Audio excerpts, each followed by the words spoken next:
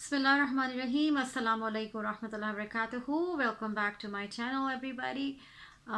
ये वीडियो मैं बनाने जा रही हूँ जो चेंजेस लाए गए हैं SDS के मुतालिक, जो कि मैं पहले भी एक वीडियो बना चुकी हूँ अपने चैनल पे. Do go and check that out. That is the students direct stream. ये एक ऐसा स्टडी परमिट है स्टूडेंट्स के लिए, इंटरनेशनल स्टूडेंट्स के लिए, जिनके लिए कुछ स्पेसिफिक रिक्वायरमेंट्स हैं कि वो किन कंट्रीज़ में होने चाहिए और उसके साथ कुछ कंडीशंस अटैच्ड हैं. बट इस वक्त ये वीडियो इट्स ऑल अबाउट कि इंग्लिश लैंग्वेज टेस्टिंग के बारे में कुछ चेंजेस लाए गए हैं जो कि मेरा ख्याल है बेहतरी ही के लिए है. और विदाउट एनी फर्दर अडू मैं आपको उन चेंजेस को बता दूं कि पहले हमें मालूम था कि जी IELTS आपको देना है for SDS, that is students direct stream. और अब ये है कहानी कि जी पहले ये था कि जी 6, it has to be 6 in academic IELTS. Now they have changed the requirements. और वो requirements क्या हैं मैं आपको वो बताती चलूँ.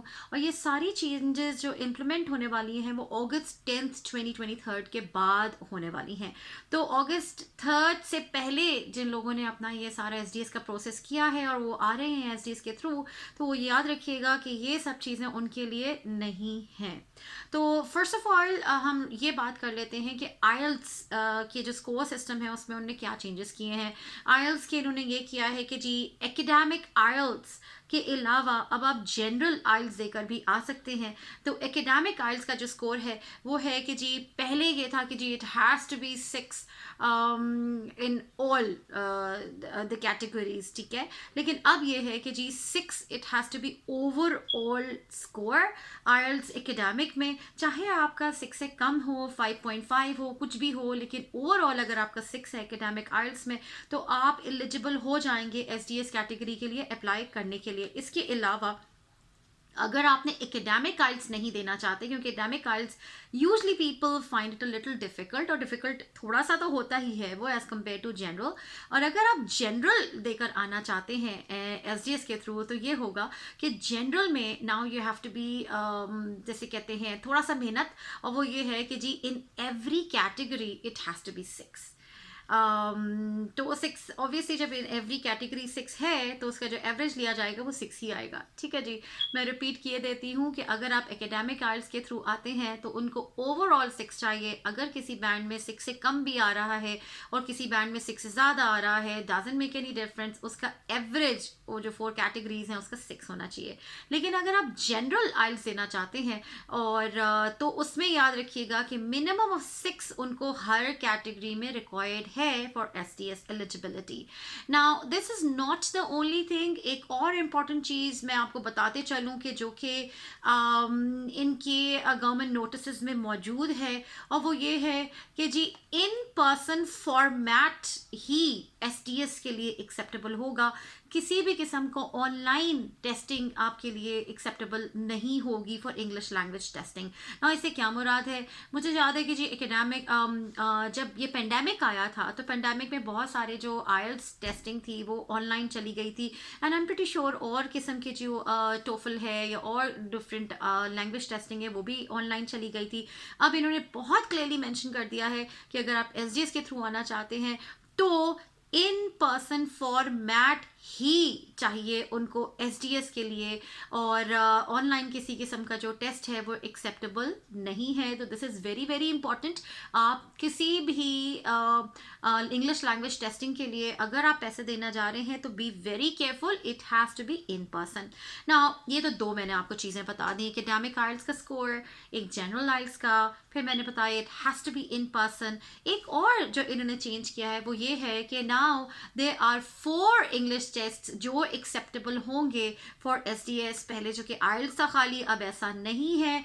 मैं अब उन 4 जो टेस्ट है उनके नाम भी बता देती हूँ और उनकी थोड़ी थोड़ी डिटेल्स भी आपको बता देती हूँ. क्या कॉस्ट होगा, क्या सब कुछ होगा, वो मैं आपको ज़रूर बता देती हूँ. लिस्ट ऑफ जो इंग्लिश टेस्ट है eligible for Canada study permit under students direct stream है, वो है डायरेक्ट स्ट्रीम एज SDS, वो है CELPIP general, CAEL, Pearson PTE academic, and TOEFL IBT test. तो ये वाले जो टेस्ट हैं ये भी एलिजिबिलिटी क्राइटेरिया में आ जाते हैं। अगर आप आइल्स के अलावा इन 4 चीज़ों को देना चाहते हैं तो वो भी आप दे के और एसडीएस कैटेगरी के लिए अप्लाई कर सकते हैं। अब हम ये बात कर लेते हैं सबसे पहले कि जी सेल्फ जनरल क्या चीज़ है और इसकी क्या इनको स्कोर्स रिक्वायर्ड है। मैं बहुत क्विक सा इसको आपको समरी बता देती हूँ। सेल्फ जनरल जो है वो Canadian language benchmark of 7 in each of the 4 modules होना चाहिए, यानी बेंचमार्क 7 होना चाहिए हर मॉड्यूल में। और जो कॉस्ट ऑफ सेल्फ जनरल है वो $280 प्लस टैक्सेस हैं।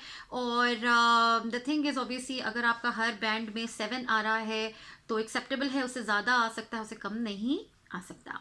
अब हम बात करते हैं कि जी अगर आप सेल्फ देते हैं तो इसका कोई और बेनिफिट है? बिल्कुल है। अगर आप इमिग्रेशन के लिए अप्लाई कर रहे हैं एक्सप्रेस एंट्री के थ्रू, कैनेडियन इमिग्रेशन की बात हो रही है यहाँ पे, तो उसके लिए भी सेल्पिप एक्सेप्टेबल है। मैं रिपीट किए देती हूँ, सेल्पिप में आपको हर बैंड में 7 चाहिए एटलीस्ट, और इसकी कॉस्ट है $280 प्लस टैक्सेस। और सेल्पिप का फ़ायदा ये है कि आप एसडीएस के अलावा, यानी इस जो आपने आना है पढ़ाई के लिए एसडीएस स्ट्रीम के थ्रू, उसके अलावा अगर आप इमिग्रेशन तक आपकी बात आती है तो वो एक्सप्रेस एंट्री के लिए भी उस टेस्ट की एक्सेप्टेबिलिटी है। अब हम बात करते हैं आगे। अगर आप खेल देना चाहते हैं CAEL, तो ये क्या चीज़ है? ये है Canadian academic English language exam. ये एक इंग्लिश लैंग्वेज टेस्ट है जिसकी जो कॉस्ट है वो $280 प्लस टैक्सेस है। और इसके अंदर जो स्कोर होगा, score of 60 will be acceptable for the Canadian study visa under SDS category. तो आपके पास जो होना चाहिए, ये जो स्कोर होना चाहिए overall, that has to be 60।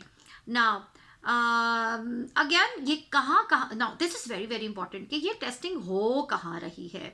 हम जब अगर ये बात करते हैं कि जी इंग्लिश लैंग्वेज टेस्टिंग अगर आप केल देना चाहते हैं, जो कि Canadian academic English language exam है, तो इसके अंदर इसका जो बैंड स्कोर होता है वो 10 to 90 होता है। आपको कितना चाहिए? 60 चाहिए। उससे ज़्यादा हो सकता है, उससे कम नहीं हो सकता। मैं ओवरऑल की बात कर रही हूँ। तो आप एलिजिबल हो जाते हैं एसडीएस कैटेगरी के लिए। अब ये कहाँ कहाँ हो रहा है, इसकी टेस्ट लोकेशंस क्या हैं? इसकी टेस्ट लोकेशंस हैं Canada, United states, India, United Arab Emirates, Philippines and China. तो अगर हम पाकिस्तान की बात करते हैं तो पाकिस्तान में आई रियली डोंट थिंक इसकी कोई लोकेशन यहाँ पे नज़र आ रही है। और ये हम बता चुके हैं कि जी इन पर्सन आपको एसडीएस के लिए इंग्लिश लैंग्वेज टेस्ट देना है। ऑनलाइन टेस्टिंग एक्सेप्टेबल नहीं है। अगर ये बाद में अब चेंजेस लाते हैं तो बहुत ही अच्छी बात है, लेकिन इस वक्त जो इनकी वेबसाइट पे मौजूद है वो ये है कि जी it has to be in person test. अब हम आगे बात कर देते हैं। अगेन ये कितने ड्यूरेशंस का है, कितना लंबा होता है, क्या इसकी तैयारी करनी है, ये एक अनदर टॉपिक है, हम उसमें बात नहीं जा रहे। ऑब्वियसली कभी कोई टेस्ट 2 आवर्स के होते हैं। मैं डिफरेंट लैंग्वेज टेस्टिंग की बात कर रही हूँ, किसी एक टेस्ट की बात नहीं कर रही हूँ। कोई 3.5 आवर्स के होते हैं। जैसा आइल्स आप देते हैं, by the time you are done with IELTS you are so tired because ये 3-3.5 घंटे का टेस्ट होता है। इसी तरह से जो केएल है वो भी 3.5 घंटे का टेस्ट होता है। अब हम बात करते हैं कि और कौन सा टेस्ट आ जाता है जो एक्सेप्टेबिलिटी क्राइटेरिया में आ चुका है। वो है पियर्सन पीटीई एकेडमिक एग्जाम। ये 2 घंटे का टेस्ट होगा, 2 आवर्स का टेस्ट होगा, और इसके 4 कंपोनेंट्स होंगे ऑफ इंग्लिश लैंग्वेज एबिलिटी के। और इसकी जो कॉस्ट है वो है $330 प्लस टैक्सेस। अब अगेन एक क्वेश्चन आता है कि जी आइल्स का मैं डिस्कस नहीं कर रही। आइल्स का मैं इसलिए डिस्कस नहीं कर रही क्योंकि आइल्स को मैं पहले भी किसी वीडियो में डिस्कस कर चुकी हूँ इन डिटेल। उस वक्त जब मैंने दिया था इट वाज $340। अब ऑब्वियसली इन्फ्लेशन के साथ साथ बढ़ता चला जा रहा है हर चीज़। मैंने लेटेस्ट चेक नहीं किया, बट ऑब्वियसली इसकी भी यही रेंज होगी जो इन सारे टेस्ट की रेंज है, दैट इज़ बिटवीन $300 to $350। ये अगेन याद रखिएगा कि इसमें अब टैक्सेस लगा के थोड़ा आगे आगे हो ही जाता है। ठीक, अब हम बात करते हैं कि इसमें स्कोर कितना चाहिए। अगर हम पियर्सन टेस्ट की बात करते हैं तो इसके अंदर स्कोर ऑफ 60 एक्सेप्टेबल है। इसके अंदर अगेन जो बैंड रेंज है वो है 10 to 90। आपको 60 मिनिमम चाहिए, आप 60 से ज़्यादा ले सकते हैं, उससे कम नहीं होना चाहिए, वरना आप एलिजिबल नहीं होंगे।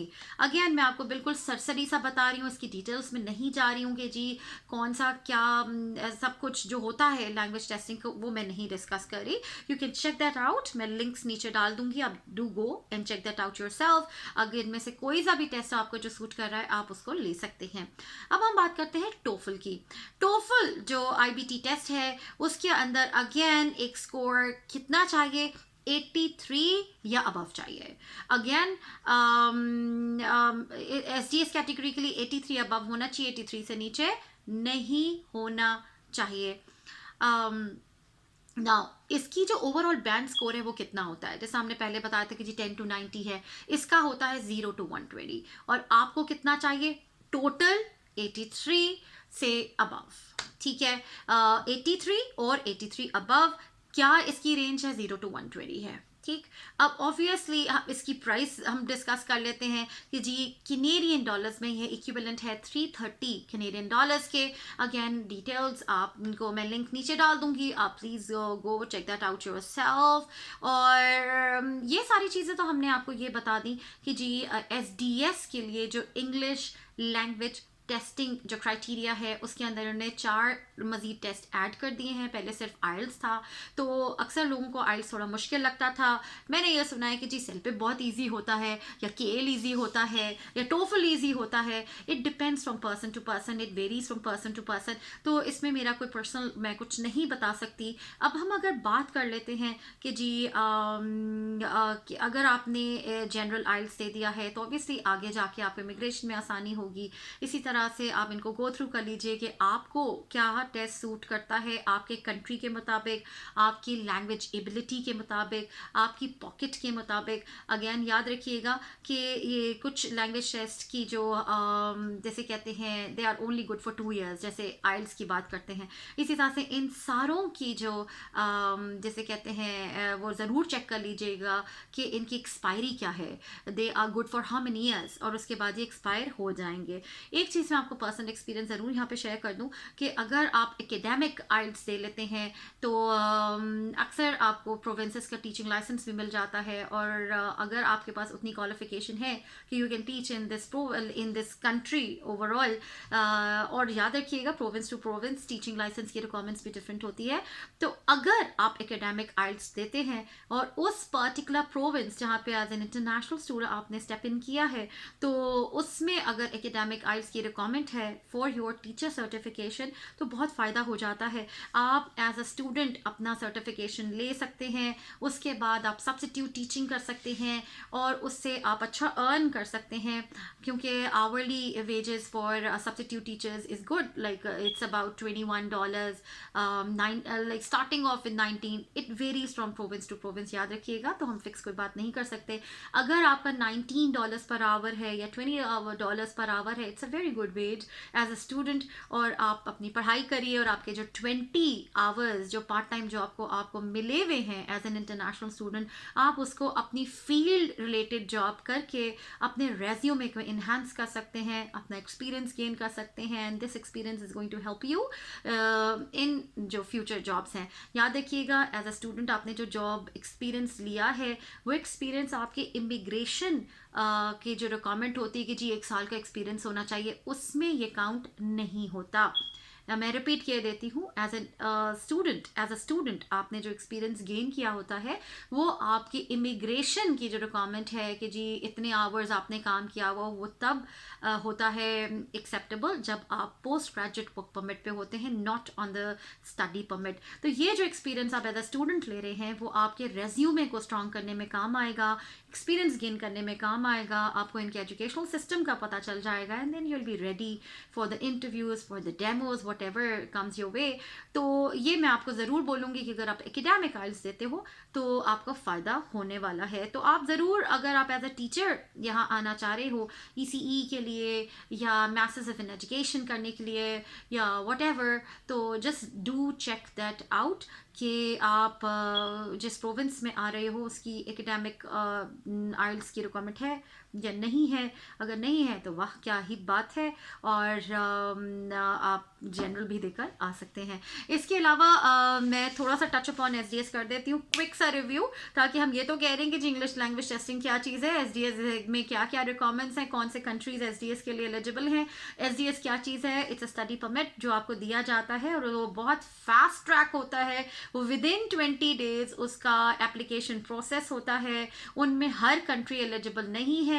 मैं उन कंट्रीज़ का जल्दी से आपको बता दूं, it's Antigua and Barbuda, Brazil, China, Colombia, Costa Rica, India, Morocco, Pakistan, Peru, Philippines, Senegal, St. Vincent and the Grenadines, Trinidad and Tobago and Vietnam.